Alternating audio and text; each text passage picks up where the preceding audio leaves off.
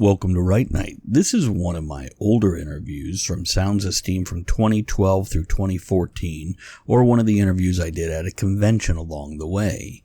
So sit back, relax, and enjoy a little bit of retro interview from myself and others. Shall we begin? Yes, Travis.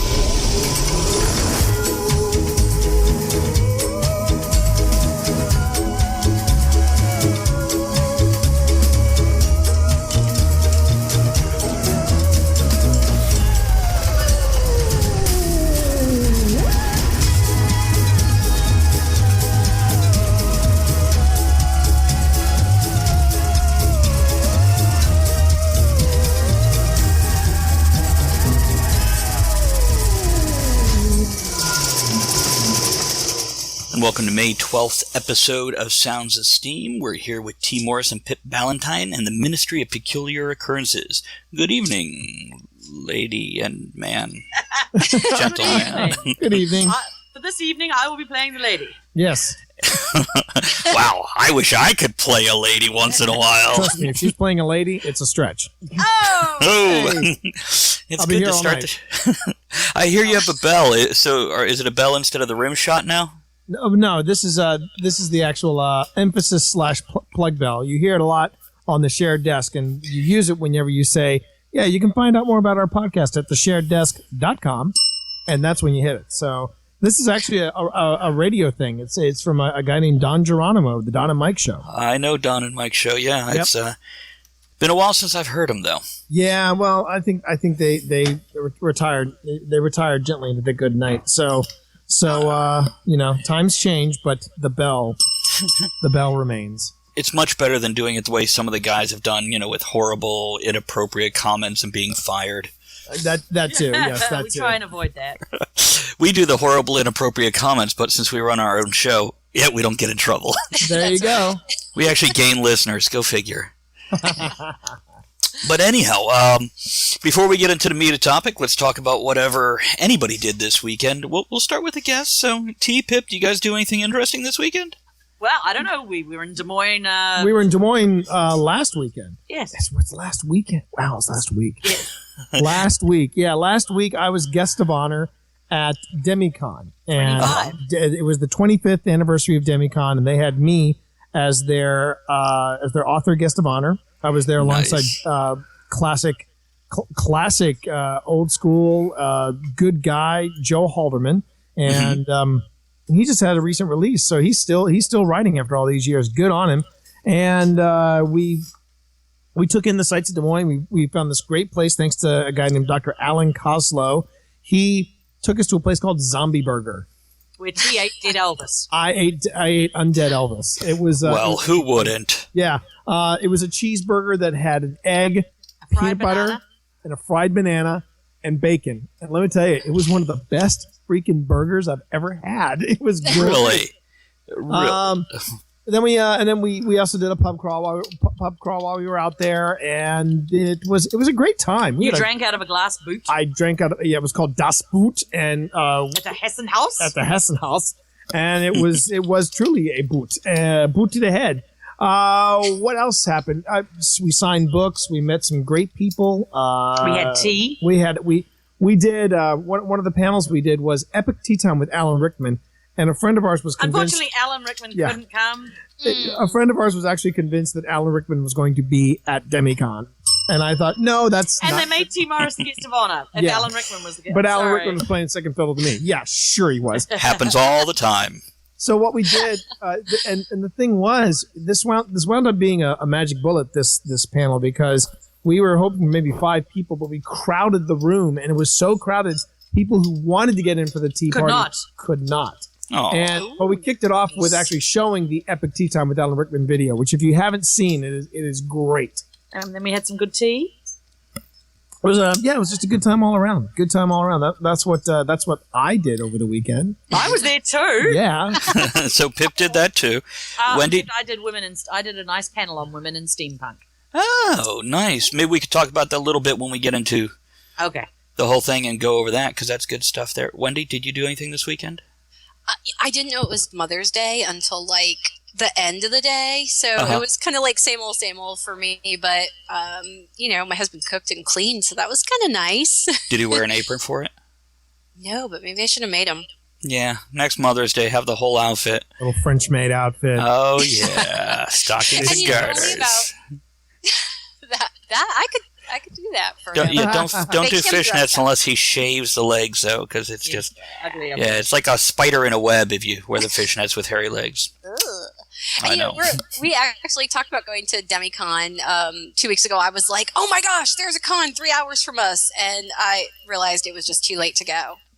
So It's never too late. it's kind of funny. Why would you think it was too late? We had people traveling 6 hours to get to our con. It was great. Yeah. Nice. Yeah. Dragging kids and stuff. Blah. That would do it. So what's everybody drinking tonight? Mason jar. What is it? A mason jar? Mason jar liquid. Is there anything in it?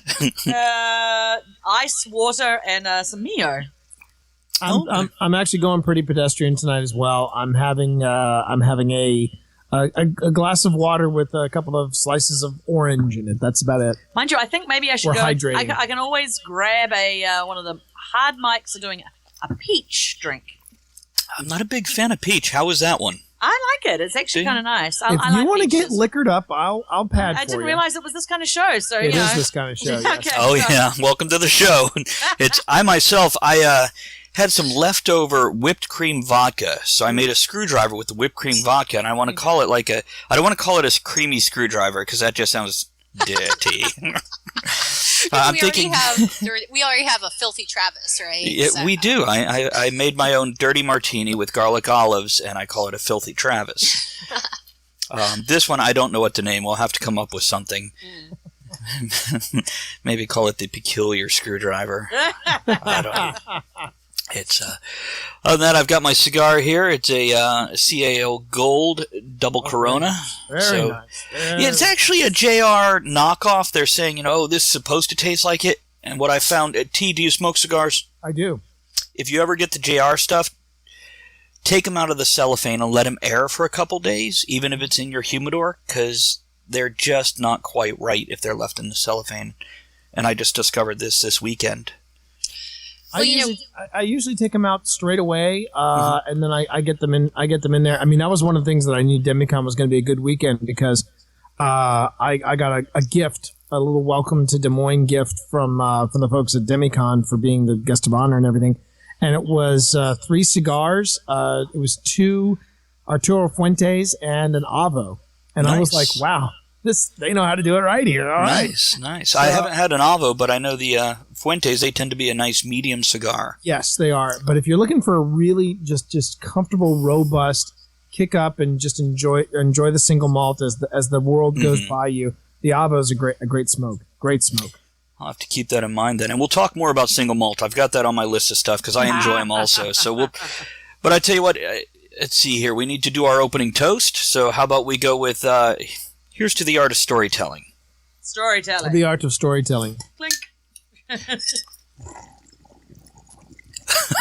You're going the wrong way. You're supposed to be sucking it down. I had to do something. I had to do something dramatic. Ooh, I always do. agitated the water. That's actually pretty good. If you do that to anybody, it tends to agitate them. That's true. You're agitating me. Okay, so we'll be right back. We're going to break away, and we're going to listen to a little bit of Paperback Writer, and we'll be back to talk about Paperback Writers. And we're back. So what was that, Wendy? Roger Brown was suggesting you call this concoction of yours a cream driver. I'm not really looking to date other guys right now. Thank you, though. I have a mouthful of cream driver. Look at the lines light up on the show. He sounds like a Bond villain. Yeah. Yes. Good afternoon, Mr. Bond. I'm Cream Driver. I am a cream driver. Yeah, well, it's maybe the Bond women villain thing. Yeah, it's hello to Kat Taylor, who's joining us for the first time. You don't have to be ashamed that you don't know about us. You have to be ashamed once you do know us. That's the trick there. So, Pip, you said you're going to pop the top on something, and you wouldn't tell us what it was. There you go. What, ladies first. You go ahead. I'm opening up a hard mic peach lemonade, especially for the season. How can you have the word hard and peach in the same description? I don't know, but it's sweet, sweet, peachy goodness. And I'm Nice. having a friend brought this over, and because I had given up beer for Lent, I couldn't have it. But this, hang on a second. There you go. This is a Dwarf Invasion, and In a bottle. it's in a ooh, actually, and it's listed as a mead. So hang on a minute. I'm going to give this a shot. We're all waiting breathlessly. Breathlessly. Ooh, it is a mead. This is a Nick So is it Kelly- a dry mead or a super sweet mead? What kind of mead you... It's If it's a mead, I'll try it. it's actually I a don't care super for sweet beer. mead. Okay. It's not as hoppy or as bitter as say a dogfish Midas touch, but wow, I'll stick to that's my peach. that's making my taste buds tingle. But I'm just going to come out and say it, author Nick Kelly. You don't know the difference between a mead and a beer. That's a beer. So this is a mead. No, it's a mead, It's honey. got hops in it. It's got no, honey. One day you're going to listen to me, and you'll hear me explain. What? Yeah, exactly. You'll hear me explain I that. see your lips moving, but I don't hear anything. Try this, honey. Credit card. Oh, yeah. Say hi, honey. Okay, there I've we got go. one of those. So actually, I'm curious too, because I didn't think mead had hops in it. So is there... What I was talking about, I was saying it's not as bitter as say a dogfish ale Midas touch, which is part beer, part mead, part wine. It's not as hoppy as that, but it's really good. I mean, this is very sweet, and I'm liking it. So he Dogfish... brought well, yes. Dogfish has a brew out there that mixes mead, wine, and beer all in one Oh bottle. yeah, it's called the Midas Touch. It's one of my favorite beers. It's quite good. It's quite good. And if you really want to try some really unique ales or unique beers, take a look at Dogfish. They've got an ale house. They have three ale houses. One in Gaithersburg, Maryland. One in Centerville, Virginia, and then they have one more in Falls Church. Nice. All not too far from us. Great food too. Let's see here.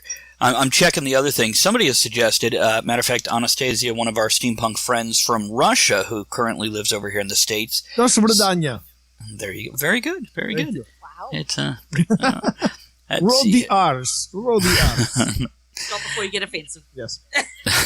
oh, it's easy to offend Oh people, no! Wait, but that is what you should call your drink. You should call your drink "Winter in Siberia."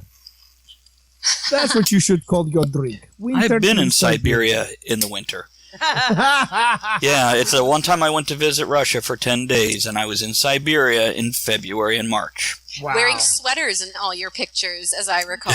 Well, I wasn't going with the bikini. But she recommends a sonic screwdriver or creamy sonic screwdriver. And that's a possibility after the good doctor there.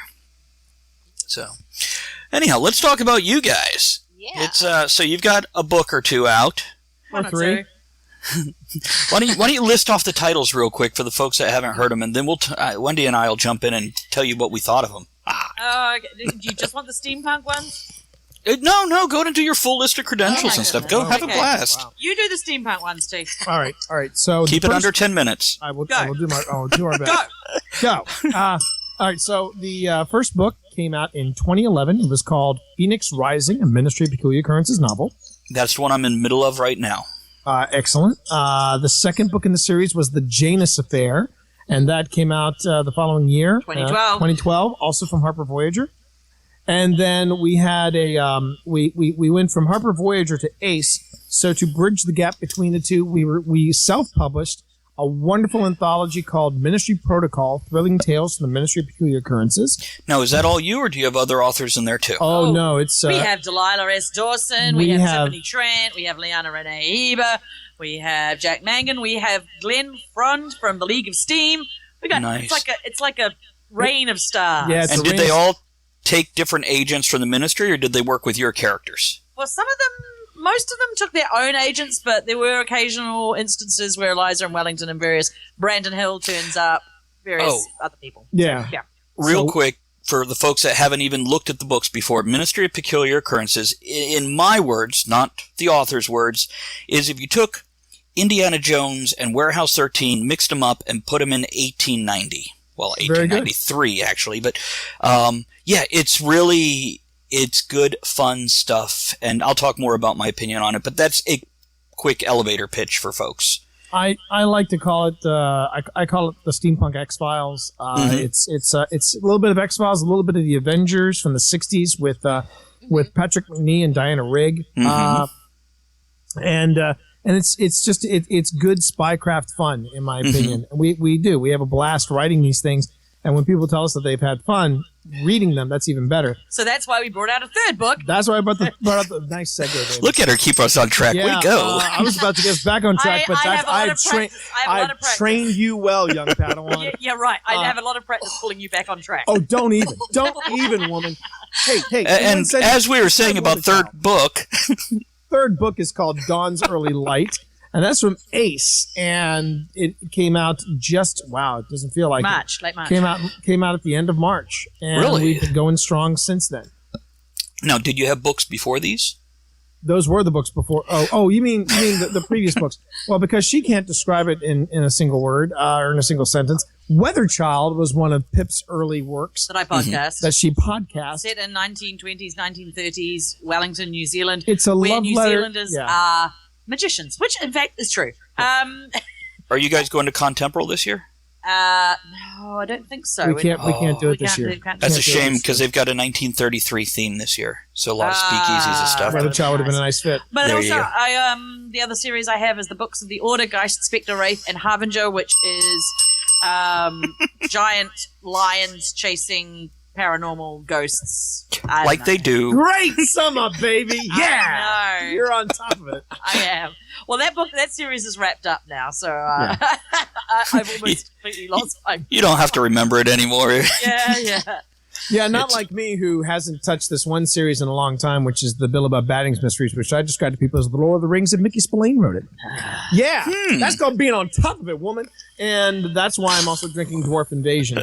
I think it's giving you a false impression of your own. Whatevs. So that's Are you alluding to the fact that he might not be on top of it later tonight? Yeah. Yeah. I'm my going to be on top of the couch later. Yeah, tonight. that's right. On top of the road. Before Billy Baddings, I was also writing in a universe called Moravia, and that was the book that went on to be the first book ever to be podcast from cover to cover, which got me involved in podcasting, which got me writing for a while some nonfiction books. I did 4 titles in social media. I did 2 on podcasting, and I also did 2 on Twitter.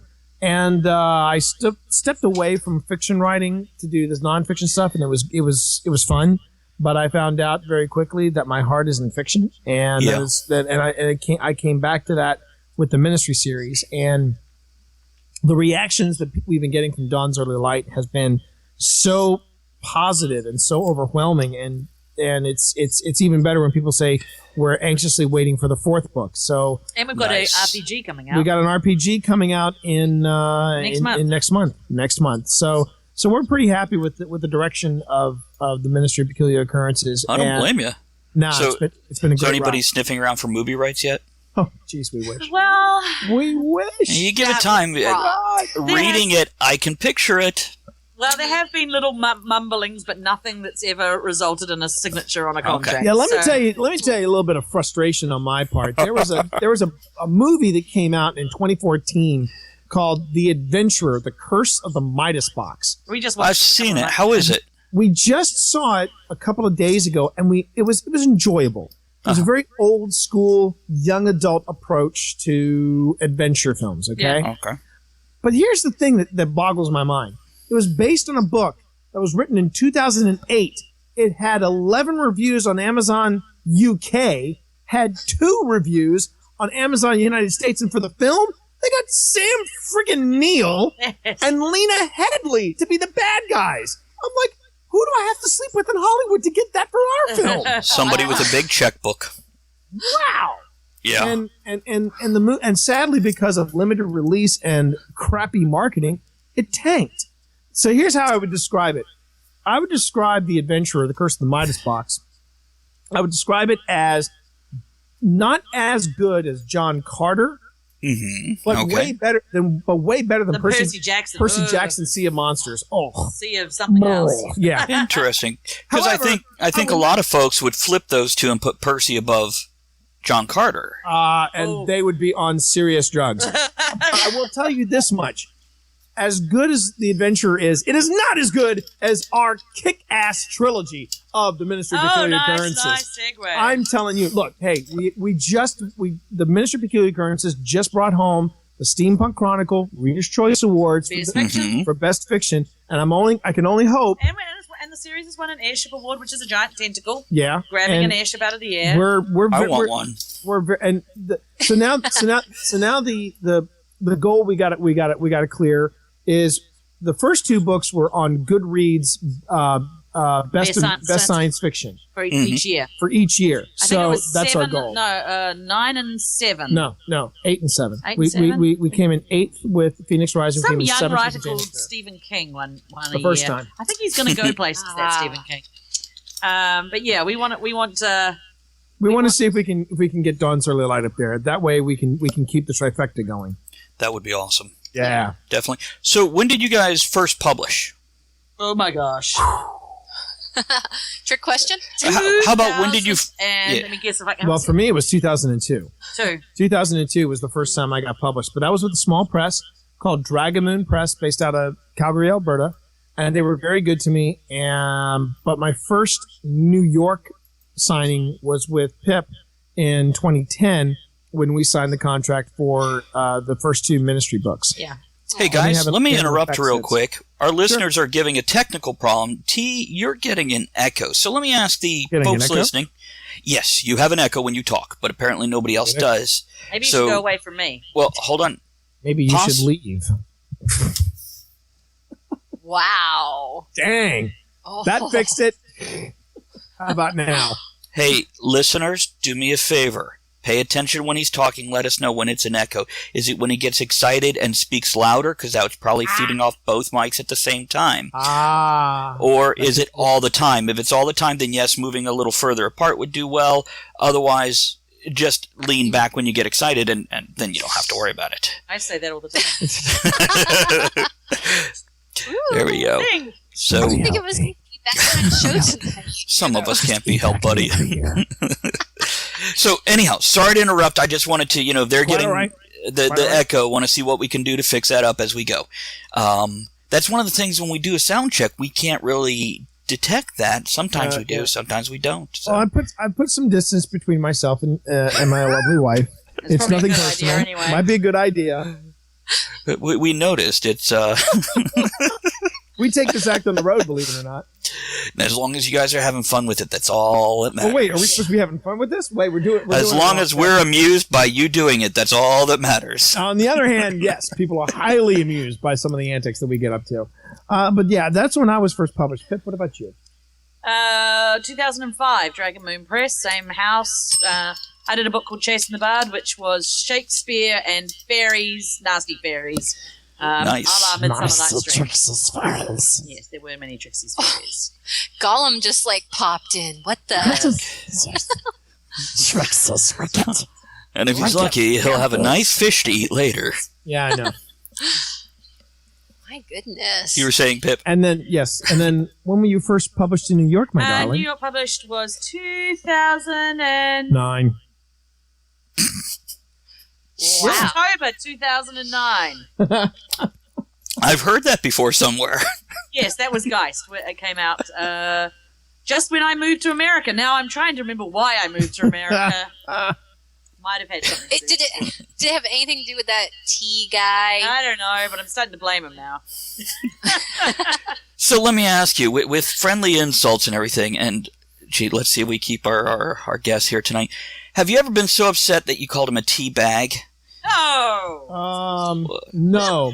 No, many other things. No. Never that. Well, just checking. many other words, but so many connotations just to that one little phrase there if it applies to a person. Nah, afraid not. I like tea, but the thing is, I like tea, the drink. Yeah, well, so I don't want to ever I insult like you too, darling.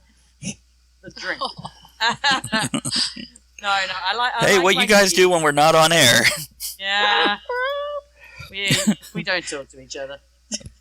And just so you guys know, right now, the car is a place of silent reflection. Mirrors and padded walls. We right now currently have the U.S., Canada, United Kingdom, Denmark, and Spain all listening in. Wow. Hi, everybody. So, yeah, we have had up to 30 countries at one time listening to the show. So, hello to everybody out there who's not local to us. Glad to have you all with us. Hello, world. Guten Tag. And Bonjour. getting right back to the topic, though. Yes, sir. I wanted to know, see, Wendy and I wrote a book together, and it was nonfiction, so it was pretty easy to kind of divide up the topics, and the other one goes back, adds to it. But what about you guys when writing fiction? Who writes what? How's that work? What's the process is probably a good way to put it. It's kind of evolved. In the beginning, when we wrote The Ministry, the first book, I wrote Eliza, T wrote Wellington, and we kind of divvied up the interludes where it's different people. Gotcha. So you're talking about the point of view as opposed to scenes with one or the other. Yeah. Okay. Yep. Then as we've got sort of more comfortable, and then we edited each other's stuff. Mm-hmm. Then as we got a little bit more comfortable with writing together, by the third and now the fourth book, we actually, sometimes I write a Wellington scene, sometimes T writes an Eliza scene. So it's changed a little bit as we've got more comfy with each other's process, and the fact that's that reasonable. The fact that there is more of a ministry style, if you will. No. And I think that it's been funny because now instead of bickering about who's writing Eliza and who's writing Wellington at that point in the story, it's more about, no, I want to write for Sophia. No, I'm writing for Sophia. And we're arguing now about the interludes, which is a really interesting turn of events. It's been a blast, and I after hearing about some of the horror stories of people when they collaborate, be it fiction or nonfiction. Well, we've had our own horror stories about working with Yeah, we've had people. our own horror stories too. We consider ourselves very lucky that we're getting along. Although we wouldn't recommend to everyone marry your partners because it's not necessary to marry. Your not partner. necessary to marry the partner. Well, Weiss and Hickman did a great job in not being married. There we go. I don't think they were married. Yeah, because they were married to someone else. Yeah, it's But so I see now. I don't know either of you very well, but we've met, we've hung out, we chit chatted a little bit. Sure. And I can see some of Pip in Miss Braun there. Mm-hmm. So, how much of you do you feel is in that character? Well, if I am a secret agent, I'm not allowed to divulge it. Good point. Good point. Oh. Eliza is a little bit more. She is an adrenaline junkie. I'm not really. She's snarky. I have heard that I might be snarky. No. I'm just going to sit here and drink my dwarf invasion. That's Well, that's a change. Just sit here with she my stands drink. up for herself. I don't know. I'm a shrinking violet, really. I'm just going to sit here and drink. I'm just going to sit here and drink. I think there's some of Eliza in me, and then there's some of Eliza is like, New Zealand has a reputation for what they call stroppy females. You know, women that don't put up with anything and can be kind of argumentative. Hence why we were the first country in the world to give women the right to vote. Bing! Sorry, I'm doing my own sound effects now. Thank you. The bell is right in front of you, darling. The bell is right in front of I'm you. drinking this now. So yeah, I The think peach is kicking in. Yeah, I think in every character there's a little bit Oh, yeah. of you. Yeah. Even in the villains, there's a little Absolutely. bit something. Oh, yeah. Eliza can't sing the national anthem. Neither can you. I'm a terrible singer. Yes, actually, we have that, and we both dislike the opera. Yeah. What about musicals? You like a good beer hall musical. If I'm drunk, I love to sing along to a musical. I went Nice. along to a Sound of Music sing along. I really enjoyed that. Yeah, I bet you think. did. Yeah. I have What you recollection. remember of it. Yes, it's all a bit fuzzy.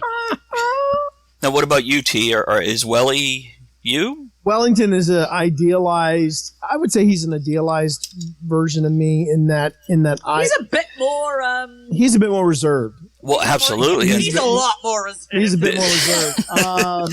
This He is why also- with her I saw compare.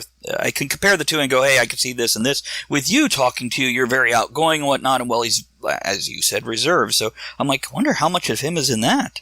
Well, there's also, I would also say one of the things that I wish I could do that Wellington did was that Wellington is a natural tinker.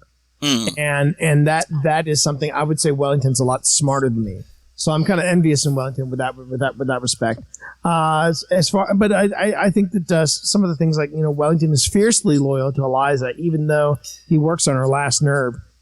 He is. Hey, that is exactly the same. Yeah, exactly. He's fiercely loyal to her, and so I would say that I agree with Pip. There's always a piece of the writer in the characters that they create.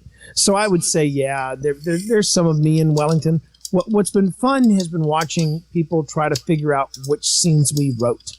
Mm-hmm. And they've been playing that game ever since the beginning. But the funniest bit is sometimes we can't remember. Yeah, I know.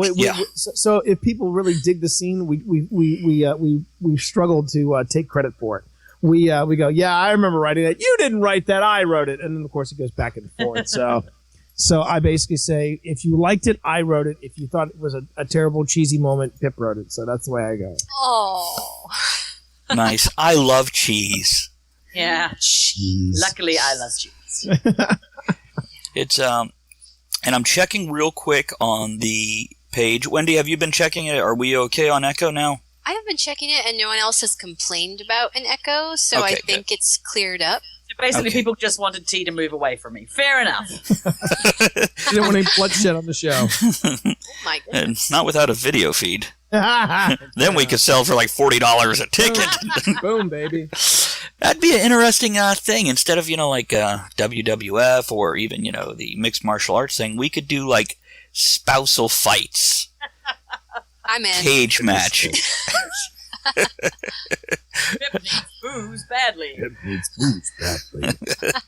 That could be part of it. You have like liquor breaks in it. Aw. T wouldn't stand a chance. Because he's very reserved. That's and, right. and you're not How outgoing. Shrinking violet I am. That's right. Oh my goodness. Wendy, did you have a few things you were curious about, or? I have read all 3 books at this point because that was my goal, was to make a marathon of it. And I am trying to think. I was curious about that scene at the end of Phoenix Rising. I was on the phone with Man, Travis while I was reading everybody it. has been giving us heat about that. It was really funny. There was a recent that's been something we've noticed too since the release of Dawn's Early Light. We've actually had an uptick in people catching up and reading Phoenix Rising. Right. And this one very sweet girl who was doing this video blog called Ink Bones Books? Ink Bones Books. Ink Bones Books. It's a weird mouthful there. You can find her on YouTube. There you go. She started talking about Phoenix Rising, and she said, and then it gets weird, particularly in the end. And we looked at each other like, yeah, she's talking about the Hellfire Club scene. Oh, Funniest bit, funniest bit about the Hellfire Club scene. Yeah, spoiler alert, you haven't reached the Hellfire Club yet. That's okay. You mentioned it before. And by the way, if you guys want to comment on the Facebook event page, I gave you the link there. So, I see because it. this might spark some people asking some questions. So, Go on ahead, Pip. You're at Yeah, the go on. laptop, so why don't you Okay. go there? So anyway, when we wrote the Hellfire Club scene, we were actually told to tone it down. And Everyone thought I wrote that. yeah, everyone thought Pip wrote it. Like, no, I wrote it. Then the I odders, was wondering who wrote it. but odders still were the amount of people that stepped up and said, Victorians didn't act that way. I'm like, I don't think you've done enough research there, Sparky. yeah. Well, also, if you know human nature, I don't care how snob you are, we're still humans. Yeah, but the thing is, the Hellfire Clubs, they were all about pushing those limits. Okay. I mean, they were Plato's Retreat before Plato's Retreat was Plato's Retreat in the 70s. So they were the original Playboy Club. They were the original Hugh Hefners. And the X-Men yeah. stole it. do what? The X-Men stole it. In the 70s and 80s, they had a Hellfire Club with a white king and queen and a black king and queen. Yeah. So there you go. I mean, it was just it was a touch of history that fit in with what we thought would be a great little twist with Phoenix Rising. And man, people have strong reactions to that scene in particular, which I find funny. I don't know how to react to it. I don't know if we are offending people, if we're shocking people. We just thought, Sometimes it's fun to shock and offend people. Yes, it is. Absolutely. It Maybe wakes it's them all up. It about. stirs the pot. Yeah. Yeah. I say you're probably definitely shocking them from the sounds of it. But what we thought we did, the way we handled it was very we also wanted to make the Phoenix Society very unlikable. And when we got into the Hellfire Club, we were able to do some things that made people very, very uncomfortable, or if not uncomfortable, at least unsettled. And we made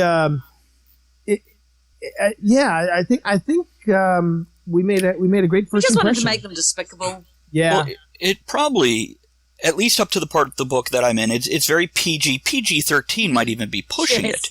So to hit something like that at the end is, whoa. Yeah. Well, people have asked that, when we're at conventions and stuff. Is this suitable for children? No. Not, I mean, upper teenagers.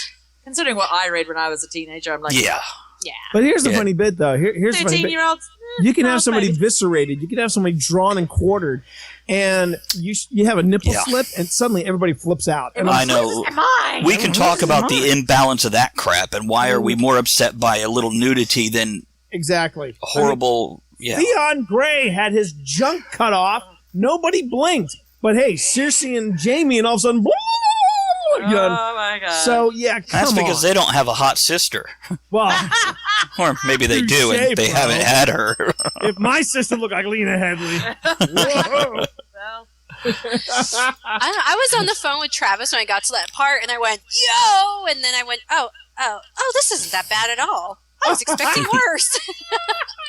Would you have wanted it to be more intense of a scene or a more graphic scene, or was it good the way it was, Wendy? What do you think? Me personally? Mm-hmm. Oh, I like intensely graphic, but would it have fit the book though? But I don't think it would fit the book if it was like wild. They stopped fitting the book. Hey, they stopped fitting the book a long time ago. I think everyone should just sit back and enjoy the ride because, quite honestly, I think HBO is going to wrap it up. I think George is watching it and going, "Oh, so that's interesting." We're talking about. Good idea. I better write that in the next book. I think we're talking about your book, not George. Game of Thrones. I've read all the Game of Thrones. George should not get any more attention. That's right. No. Yeah, we're talking about you. We're back to you guys. It's about you guys.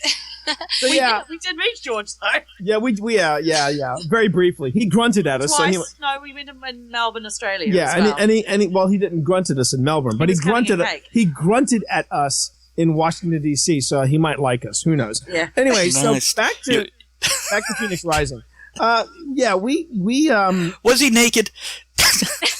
Wait, our characters or George R. R. Martin? I'm stuck on the George R. R. Martin grunting at you, and I'm just like, what was involved that grunting came into play there?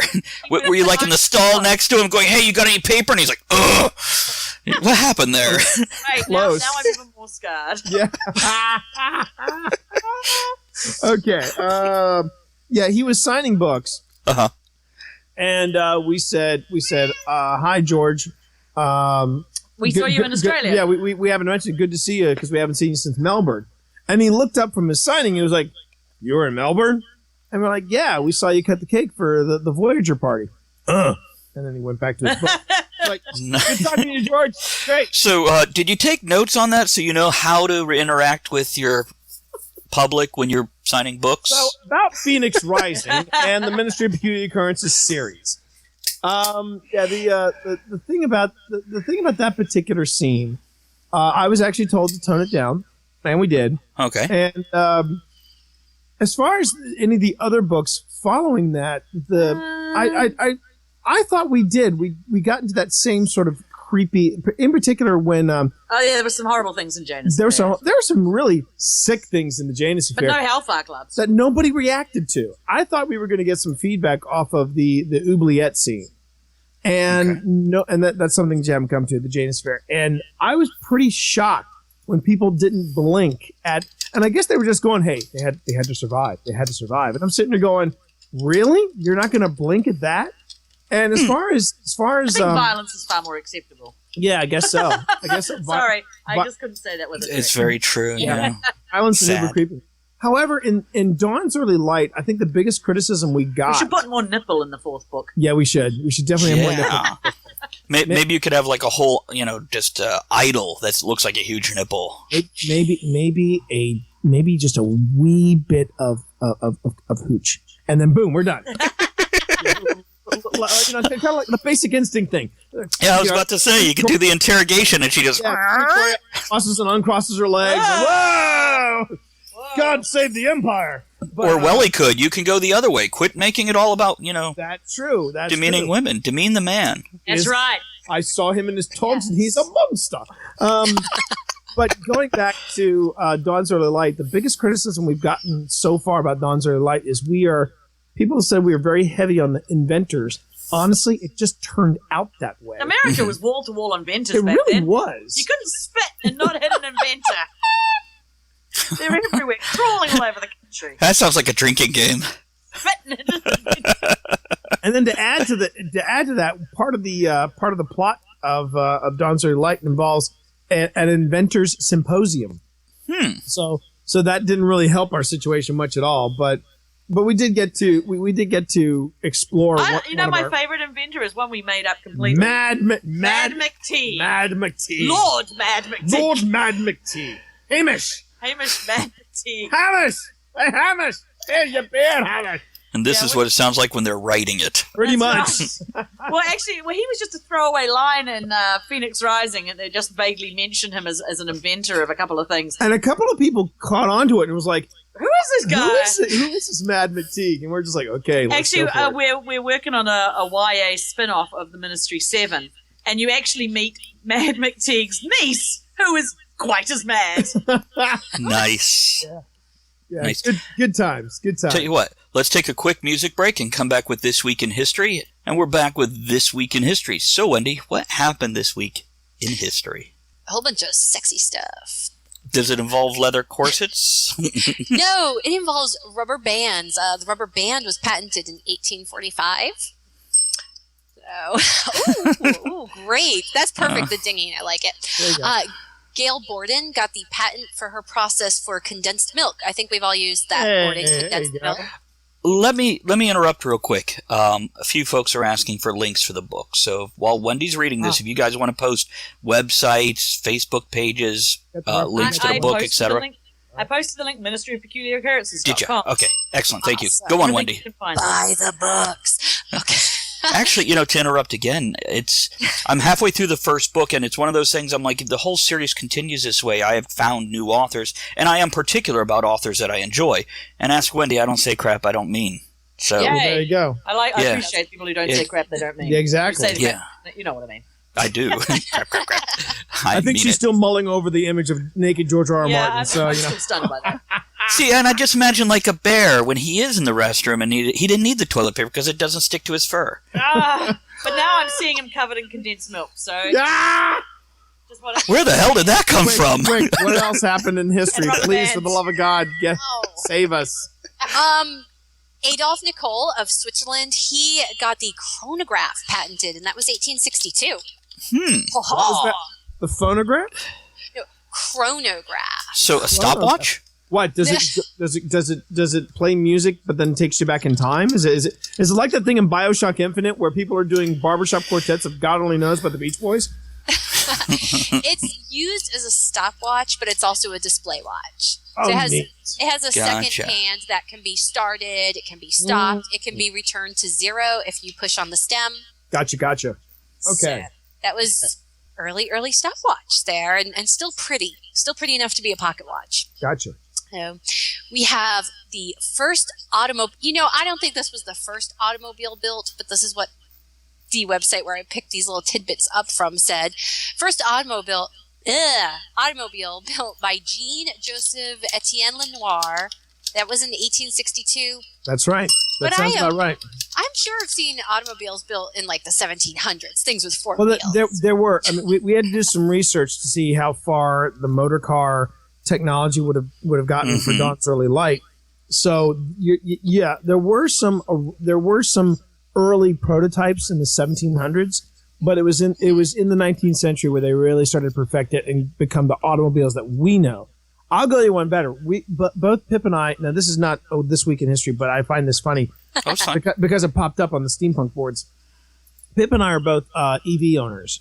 We have a Volt and we have a Leaf. And on our Leaf, when it's fully charged, we can get over 100 miles on a fully charged battery. Now you think, wow, that's pretty impressive. But here's where it's not that impressive. There was an electric car built in 1902. Yeah. And it had the same range Yeah. as our EV. What's happening? 100 miles on a full charge. I'm like, really? Yeah. Really? Wow. But, Yeah, there's a lot of technology I'm seeing. They're like, oh, look at this new technology. And through research for book shows, it's been around for 120 plus years. And I'm like, it got thrown out because... I will say this in argument for our Leaf. That car in 1902 didn't have XM satellite radio. There is that. Yes. Well, they had it, but they couldn't get any stations yet. There's that. Tesla's like, hold on, I got this one. Exactly. Wendy, what else went on? Well, I don't drink much soda. I only drink two kinds, right? I drink ginger ale and root beer. And guess what? This week in history, in 1866, Charles Hires invented root beer. And his middle name was Elmer. It was Elmer, root yeah. beer. Charles Elmer. You cannot. I don't like Hires root beer. Yeah, say that again, Pip. We do not have root beer in New Zealand. So when I came to America, I was introduced to root beer. And I She love is it. a root beer snob. I love. She will not. She will, and actually, there's a place in Virginia, a place called Corn Winery and Brewery, and they actually make root beer, as in alcoholic root beer, the real deal. Pip will actually drink that. I'm impressed. Pip will actually drink. Birch. I also like birch beer. Birch beer. She's not a big fan of birch I was beer. about to ask about birch beer and cream soda. How you feel about those? I am pro. I'm Pro on all of those. I'm more on the cream soda, less on the birch beer. I can't drink birch beer. Yeah, I can have like one birch beer and I'm done. It's really sugary. You're a stronger man than I, Gunga Din. Yeah. That's what my mother used to call me, Gunga Din. Wendy, what else you got? I'll bring this back to George R.R. Martin and say Vaseline. Vaseline was first sold in 1860. Now I can't get that in the gentleman. I'm glad you tied it to George as opposed to tying it back to Hires over there. All right, ladies, give it up. Taking the stage now, the naughty Game of Thrones, played by George R.R. Martin. Hey, those aren't swords on that throne. Why is it vibrating? I've seen that. Have you seen that? No, I haven't. That. What? Porn of Thrones? Porn of Thrones. Porn of Okay, Thrones. okay, listeners, find us a picture of that. Put it up on this page. I'm Look, gonna find look. it now. No, don't look. Do not throw up Porn of Thrones. If you throw up Porn of Thrones, it's gonna go downhill quickly. You should have seen what we found on Wikipedia last week, but we'll skip over that. No. What else They happened this should week in not have. history, Wendy? Oh my goodness. So did you know that in 1908, wireless radio broadcasting was patented by Nathan Stubblefield? See? Then you Not could have got Marconi? this. Really? I did not know that. Really? Hmm, I did not what know a surprise, huh? Yeah. On May 14th in 1908, we had the first passenger flight in an airplane. Wow. I think it'd be much better if there was a Cool. passenger Oh, fight. that's right. Yes, it was done as a demo, and if I remember correctly, one of the Wright brothers was the pilot. I believe so, and I actually didn't pull up that much info. I'm a bit of a Wright brothers geek, and that's which is why in Dawn's Early Light you do see that was the fun. I don't mean to bring this back to me, but it is all about us. It is all about We us. know. We know. That was really a lot of fun. This is the most fun I have with steampunk because you have to basically take it, if the technology, and this is a big thing with me with steampunk, is if technology exists the way that steampunk conjectures that it would, then how does that affect other bits of technology? Not just technology, but what are scientists working on, or what are engineers working on? So when we set Dawn's Early Light in the Outer Banks, I'm like, well, we got to have a cameo from the Wright brothers, but they can't be working on the airplane because we've already got flight. We've got ornithopters. We've got airships. What do we got? And that was when I came up with the idea. They're going to the moon, and we just had a great time playing with that. Great time. And you are right that it was a Wright. It was Wilbur Wright who flew that airplane. So, yeah, you got your history right. One for the Right. one for the Wright brother geek. You got your right. I got my right. The right, not the wrong right. Well, let's see. We'll go to May 15th, 1862, when General Benjamin Butler delegates the Woman Order of N.O., I think he means New Orleans, to be his whores. Oh. Whoa! He what? he Gotta be showed- New Orleans. He Gotta be got New this, group of whores basically for him during Did he the have- Civil War. Did he have binders full of women? No, my ex-husband Nicely did played, though. sir. Nicely played. So he had what? Can you get a copy of these books? My ex-husband's. I'm sure you can.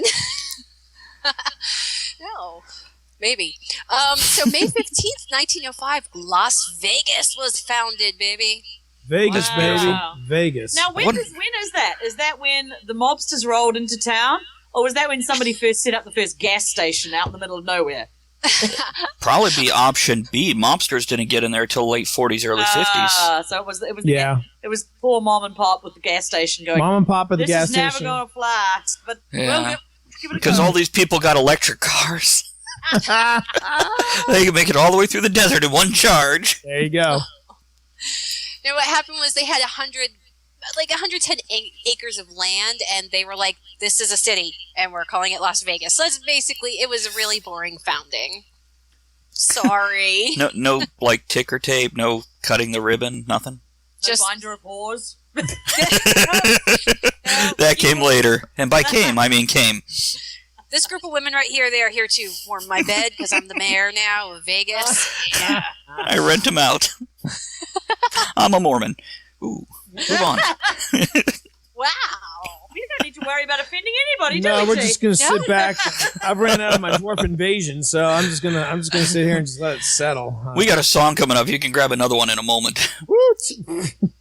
I will wrap this up with something literary, and that was May 18th, 1897, when Dracula by Bram Stoker was published. Yay. He was an Really? Irishman, Bram huh? Stoker. Wow, he was a late Kicking it comer, off too. with the twinkling and the sparkling and the... No, Dracula did not sparkle. He did when he did Broadway shows, but that was it. Yeah, That's different. yeah. When he went to Vegas and hung out with what's their faces? Liberace? Liberace too. Siegfried and, Siegfried and Roy. Yeah. Anyhow, so T can go get his next mead, beer, wine Oh, dear. contraption. We're going to do a little Every Day I Write the Book by Elvis Costello. We'll be right back. Nice. Nice. And we're back. And they were just gushing about Gail Carriger, who is pretty awesome. Easy to gush about Gail. Easy. It to is. It is. She's going to be at, I think, Steampunk Empire Symposium next year. Before people Yep. were fans of Gail Carriger, I take bragging rights on this. Before people were fans of Gail Carriger, Gail was actually a fan of mine. Mhm. And it was for a podcast that I was doing at the time. And I was really humbled by this because when I first met her, she said, I got to tell you something. I'm a big fan of yours. And I said, because it was with a small press, I was like, what, of Moravia? And she went, no, of the Survival Guide to Writing Fantasy. And I was so touched by this because Gail at that time was just coming out with Solus had just come out, I think. And she was on the rise at that time. So to hear someone of Gail's stature talk about how much she enjoyed and how much she got out of the Survival Guide, it made me think, you know what? If one person is walking away with something from the Survival Guide and it's her, I'm good. Yeah. I am good. So yeah, and the Survival Guide, just so if your listeners don't know, the Survival Guide was the first podcast that I did that was not book. It wasn't a book, and it wasn't related to podcasting for dummies. It was my first solo project, and it was a lot of fun to do. It's a lot of fun to do. And I have the Christmas special, episode 15, just tucked away in a folder here because I love it. But it was the only episode I could find Christmas- online. What did I do on the Christmas special? I can't remember. I Hope it was good. drink a lot of beer, so I can't remember. I might have burned through that during a Pink Floyd concert. So what happened? What did I do on the Christmas special? You know, I listened to this months ago, so I'd have to re-listen to it. But it was Hold on to it. very. It's perfect. Collector's Yeah. edition now. Well, It was handy, though. I thought it was really fascinating. I think I'm not sure if you were talking to an author who said something about throwing books out into his audience. I can't remember. that was Robert J. Sawyer. That was Yes. Robert J. Sawyer. Yeah. Yeah, I sat down with Rob Sawyer. Good guy, Robert J. Sawyer. I mean, he can drink. Woo, man, that boy can drink. But no, Rob Sawyer, good people. Yeah. So So the Survival Guide to Writing Fantasy was an idea that I came up with because, and actually this kind of ties back to Rob Sawyer. People were calling me a young Rob Sawyer because I was doing things like Rob was doing. Rob was one of the first authors that apparently came on the scene and was all about marketing. You know, he was like, I'm not going to just be the writer and let someone else handle the marketing. I'm going to do the marketing. And everyone was just really amazed at the stuff that I was coming up with. And I said, well, you know, I could probably turn this into a podcast. So that was the genesis of the Survival Guide to Writing Fantasy. So having Rob on was kind of like, you know, bringing it back full circle. As far as where the Survival Guide is located, it was covered by Farpoint Media for a long time, and they had all the episodes. And then Farpoint Media was closing up shop, and they said, or actually they were saying, we can no longer keep you here for free. Do you want to pay for space on the server? And I said, that's okay.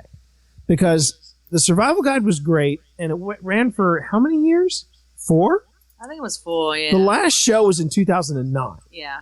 And at that time, it was just tough for me to get to.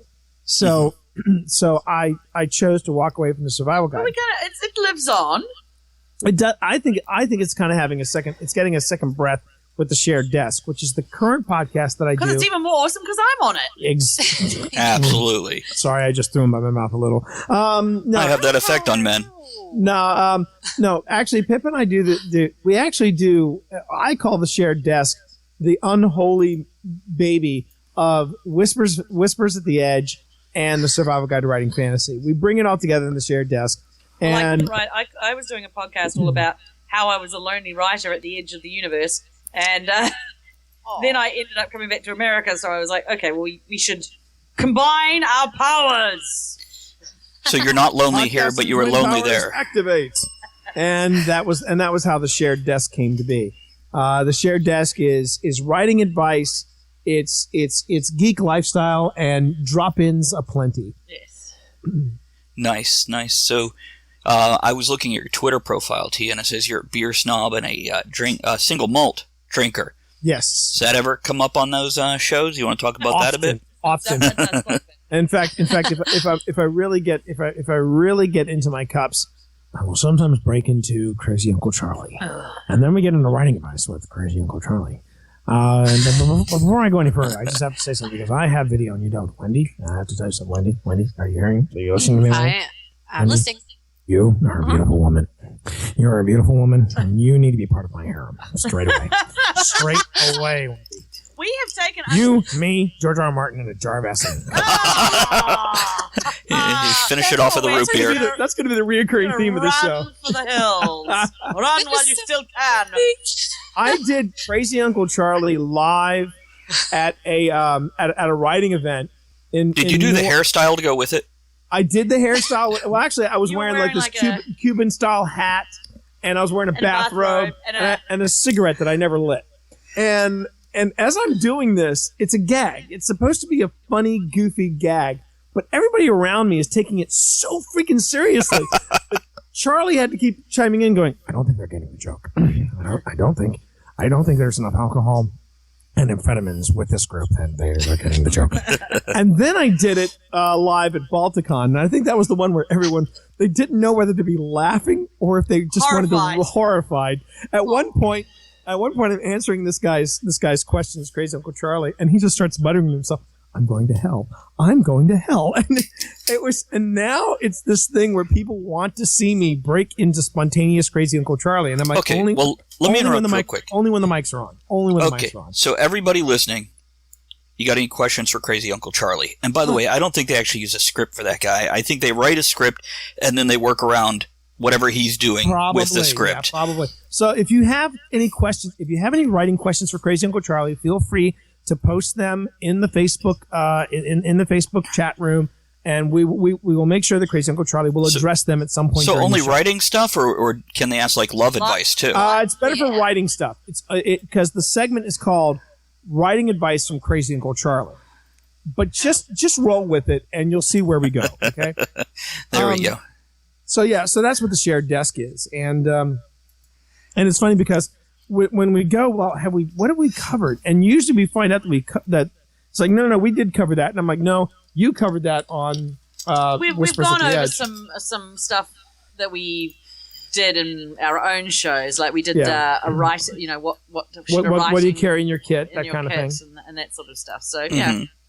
It's been fun too because we realized how much we've learned since that time because Pip was doing Whispers at the Edge, in 2006? Yeah, I did it until 2007. Yeah, I must have done 3 years. Yeah, I think he did 3 or 4 years Yeah. at least. And so we've learned a lot in that time. So it's been really a lot of fun. It's been a lot of fun.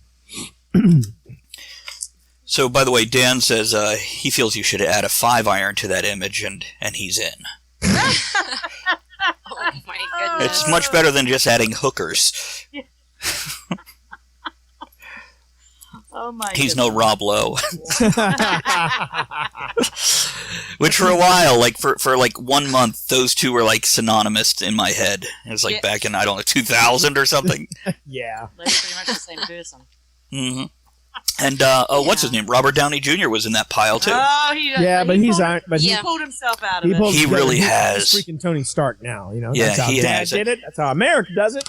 It's worked out pretty good so far. And Rob Lowe does a pretty damn good job of recovering after all his stuff too. Charlie Sheen, on the other hand, he's still working on it. I have to say that I think Not you so need a certain much. level of talent before you can pull yourself out. And that you can direct your comments about that at pip@pjballentine.com.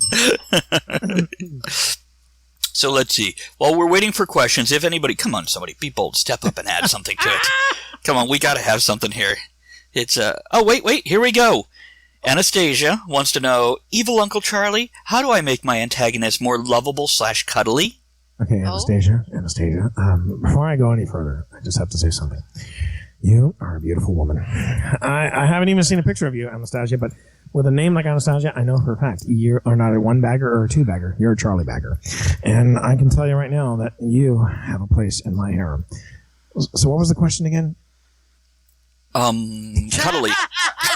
Now you see the magic of crazy Uncle Charlie. We have 2 more questions. I'm putting them into the Skype chat so you can... I'd rather talk to Anastasia. It's kind of But let's What was the talk question to again? How do Elizabeth. I make my antagonist more lovable or cuddly? Okay, Anastasia, here's what you're going to do. I want you to take a bottle of vodka. I want you to pour it all over your body. Just pour it all over your body and make sure it's chilled. Make sure it's chilled.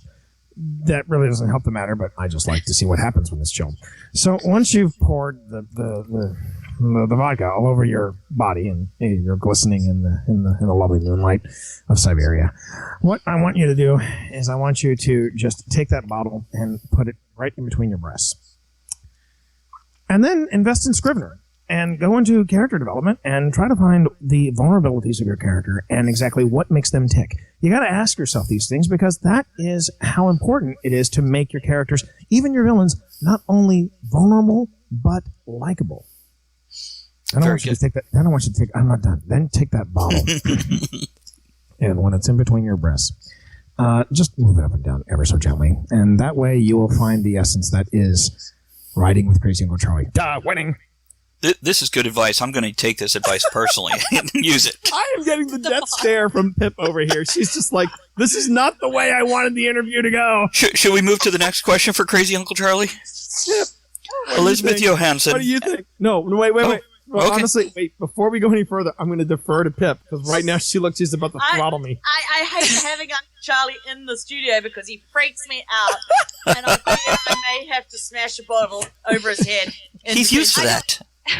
As long as he doesn't start stroking your hair, you're safe. Because my husband does this thing where he'll walk up to me, stroke my hair, and start talking to me like, "Hi, you have such pretty hair," and I just back off. I'm like, "No." When he strokes your hair, does he call you a pretty little girl? Does he call Sometimes. you a pretty little girl? I like that husband of yours. He's a good guy. he is a little creepy, but not as creepy as you, Charlie. Thank you. I appreciate that. There's only so much Uncle Charlie I can take before I have. Do you want to do one more question, or should we move on? That's the dead stare, T. Honey, we're on audio. That doesn't work that well. I should have a noise. Which means we'll take another question. Excellent. Elizabeth Johansson wants to know, what does Crazy Uncle Charlie think of magical kitty girls saving the universe? Well, first, Elizabeth, I have to tell you from the bottom of my heart, my God, you're a beautiful woman. My God, you are a Greek Adonis, and I could just easily just see you covered in Vaseline right in front of naked George R. R. Martin. Just taking care of business as a good Khaleesi should. I'm sorry, what was the question? My eyeballs. What was the question? I'm sorry, what was the question? What do you think of magical kitty girls saving the universe? Well, let's just, I like to defer to another friend of mine from the universe of crazy, that is Rustin Cole from True Detective. There's nothing better than crazy pussy.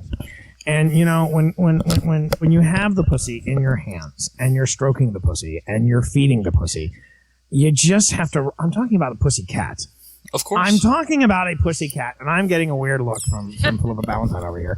And I'm just saying, Philippa Ballentine, you should be ashamed of yourself. But you are a beautiful woman, Philippa Ballentine. And there is a place in the harem for you always. Hate you. Anyway, so I think crazy pussy that saves the universe. There's a place for that. There's a place for that in your fiction. You just have to find where that place is. Go into that dark, dark space where crazy pussy exists, and you will find the happiness and the bliss that is Crazy Uncle Charlie. Winning. And I don't think I can. Or I think Pip will throttle me with a microphone. That's in fine. a really bad place. And then I'll have to write the books by myself. By the way, did I happen to mention Phoenix Rising, Janus Affair, Dawn's Early Light, all available on Amazon.com. Please go and visit ministryofpeculiaroccurrences.com. Does that help justify it just a little bit? That does. Okay. Well, we can also, Pip, perhaps we should have you address the same questions. I don't have a crazy persona. Oh, it doesn't matter. You could take this Actually, as... you do. Have Pip do a Jersey accent. Oh, no, my God. It's awesome. You know, I love it when awesome. Brits do Southern accents, so Tony. let's hear a Kiwi do a Jersey accent. Can you Tony, answer... No, I'm not going to do that. You know what I want you. I'm You not know what I going want to you do to that. do. What do you want? What do I want, Angela? You want a mango smoothie, okay? I want a mango smoothie. Where the hell is my mango smoothie? Tony, there's like 50 kinds of mango smoothie in here. Just pick a mango. Just pick one of them that's got mango in it. Well, why don't you get away from the car, for God's sake? And now I'm going to segue over to Pip, who will tell the story about the mango smoothie. So we're at the Steampunk World's Fair.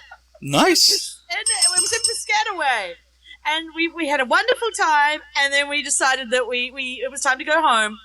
And we stopped in at the Smoothie King for our a smoothie on the way out of Jersey.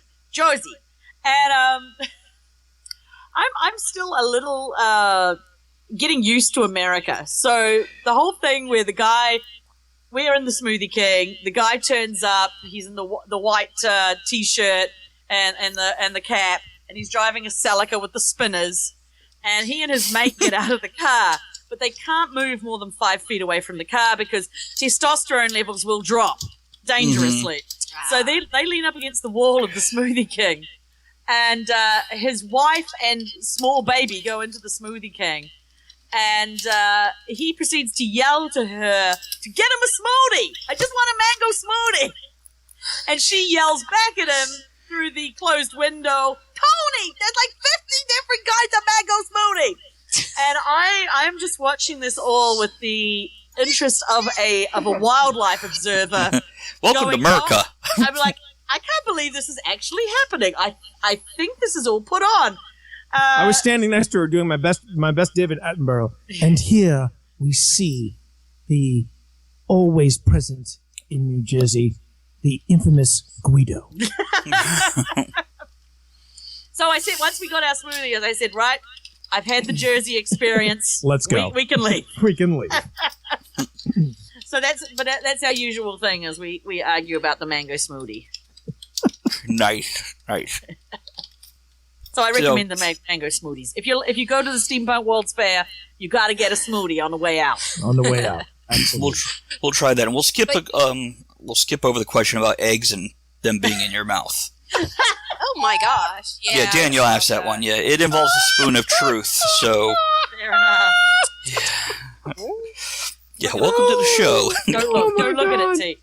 Where did we lose control? At one point in time, I used to do the voice of the creepy old guy from Family Guy, and actually pretty much every woman I know has banned me from using that voice around them. I haven't. I'm okay with it. But I'll that's keep 'cause that in mind. Well, that's because I know that you're joking. I think some people are like, okay, voices freak them out. And I'm like, people are joking with you. It's okay. It's not serious. Someone said that's not a Jersey accent, it's a transplanted Brooklyn accent. I hate to say it, but you Americans also are relatively the same to me. Damn. And damn. Hey, listen, when I came to this country, I have to hear, are you an Australian? Are you a Brit? Are you from South Africa? I'm like... Is that a Jamaican accent? Sounds awful Parisian to me. I don't know. I'm trying to get some ganja. Shush, Wendy. But yeah, you all sound delightfully exotic to me. There you go. So, yeah. So what are the stereotypes that New Zealanders have for Americans? Besides the ones that everybody in the world has, that we're assholes, snobs, and fat. Now, I will tell you the honest truth about what New Zealanders think of Americans. It is Awesome. largely Go. based on rich New Yorkers who come in cruise ships, park outside the city, pour out, and go, "Oh my God, we got one like that home, but it's just like 3 times as big, 3 times bigger. Oh my God!" And Then you tell T to put his pants back on. So yeah, when I first went to America, I came back and everyone was like, "So what's America like? What's America like?" And I said, "Well, it's kind of like here. There's regular people just, living their lives." And they were like, "Really?" Because their entire exposure to America, Housewives in New Jersey. yeah, Jersey Shore or Beverly Hills 90210. There's nothing in the middle. It's LA or it's Jersey. That's it. Great. Now let's talk about what really counts for New Zealand. So, were you in The Hobbit?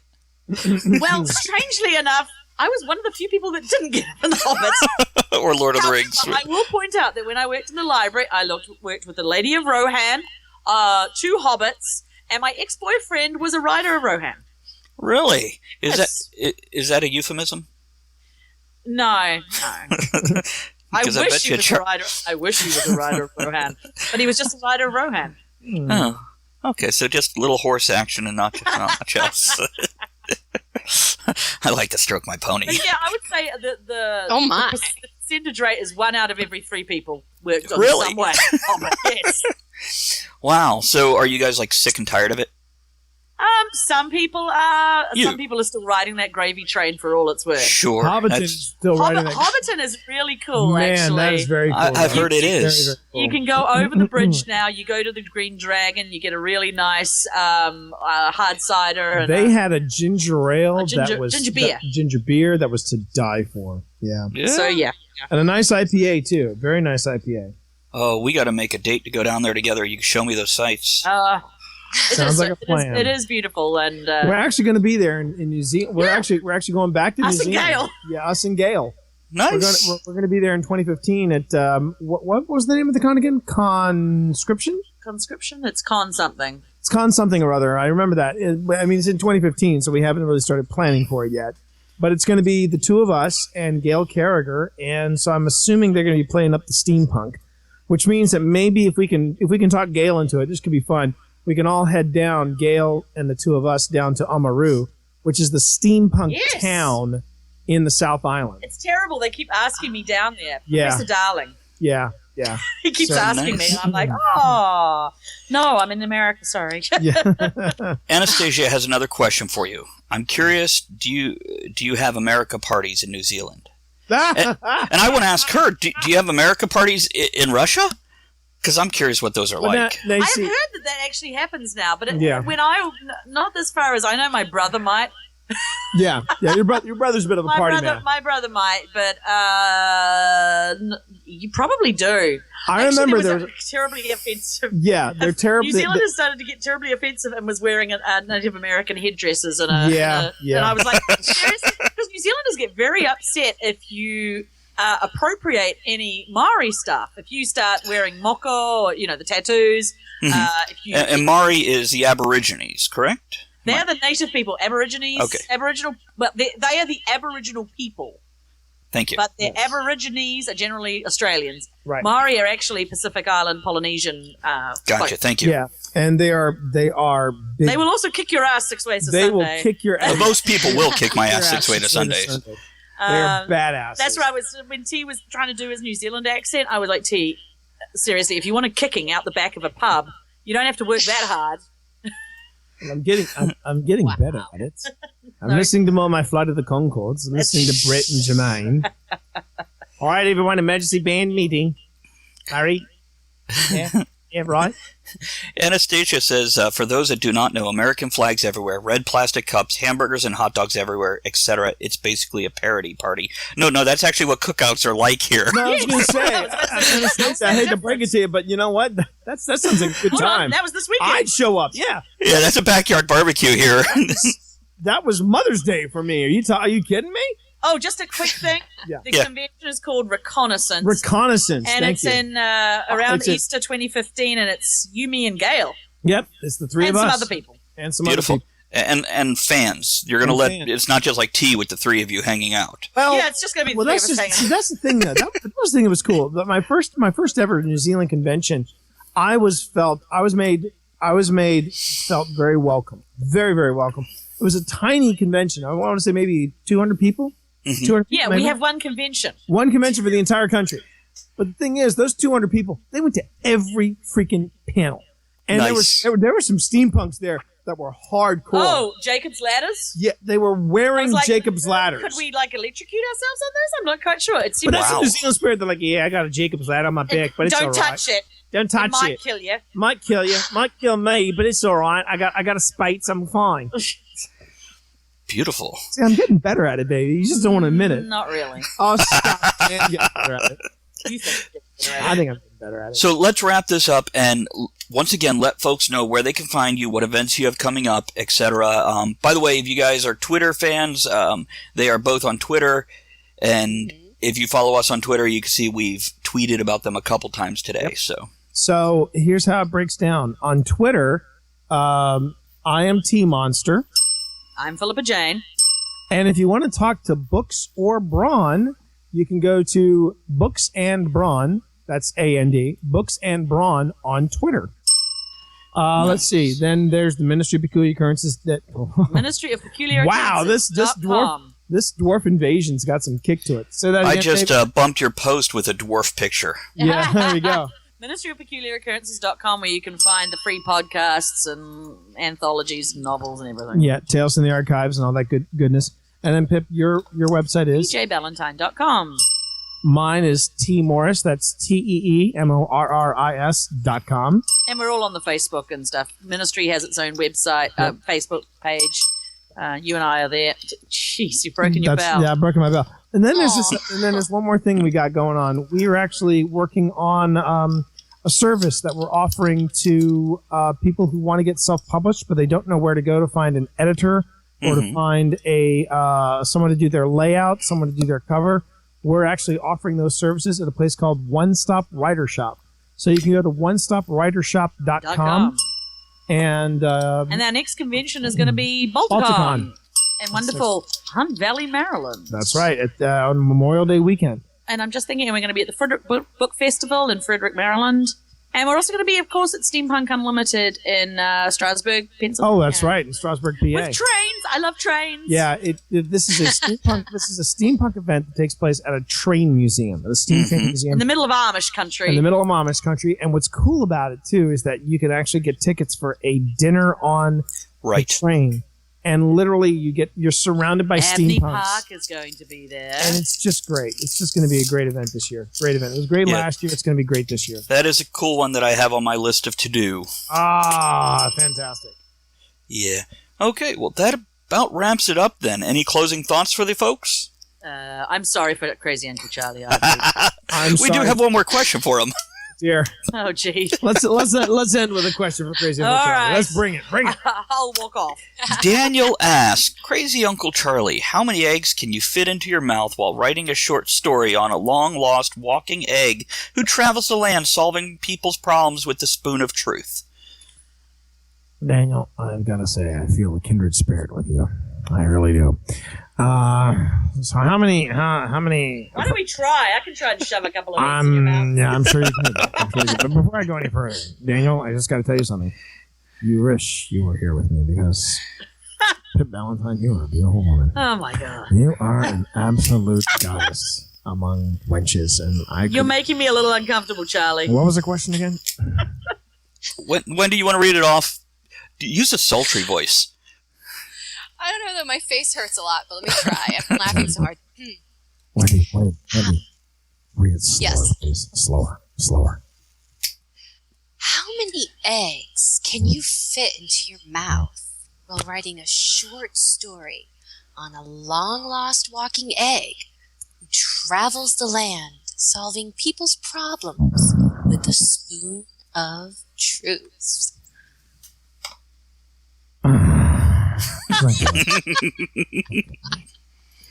She doesn't want to admit it, but she's laughing over here. I hear. So anyway, Smash! how many eggs can I fit in my mouth while wielding the spoon of truth? First off, I can fit at least a baker's dozen in my mouth. That's what a lot of We call amphetamines. that skiting where I come from. That's how, and if they're hard boiled, I can get at least 2 baker dozens in there as well. What you really need to understand is how am I doing all this while still wielding the spoon of truth? And the trick is not to use your hands when you're wielding the spoon of truth.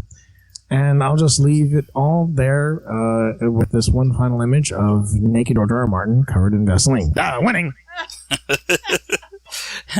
And before we go into the song and say goodbye to you guys, Anastasia has posted a link to how other countries throw American-themed parties. Oh my I've seen goodness. it. I've seen it. It's pretty Includes disgusting. pictures. It's So, pretty disgusting. Thanks, Hey, Anastasia. cultural appropriation. How do you appreciate it. feel about it now? Huh? I'm Sucks amused. balls. Sucks balls. Stings, doesn't it? They're dressed as red Solo cups, and they have red Solo cup hats on. That's awesome. That is We how see- Americans Yeah, dress. you know in what solo you know what we cups. call that in this country? We call that Devo. Okay, I'm just gonna say. We do. It's a true story there. Yep. It's but anyhow, thank you guys for joining us. Do appreciate it. Thank you. This was wrong on so many levels, but boy, did we have fun. You're welcome. And we're local, so we should throw an American backyard barbecue party. There we go. Okay. We will talk to you guys later.